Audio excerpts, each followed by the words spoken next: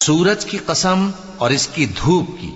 اور چاند کی جب وہ اس کے پیچھے چلے، اور دن کی جب وہ اسے روشن کر دے، اور رات کی جب وہ اسے چھپا لے،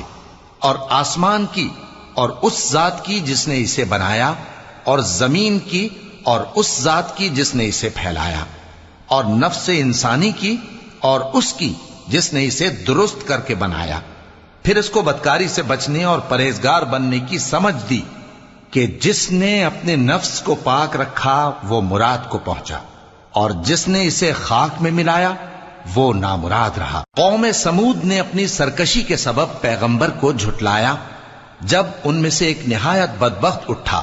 تو اللہ کے پیغمبر صالح نے ان سے کہا کہ اللہ کی اونٹنی اور اس کے پانی پینے کی باری سے خبردار رہو، مگر انہوں نے پیغمبر کو جھٹلایا، پھر اونٹنی کو مار ڈالا، تو ان کے رب نے ان کے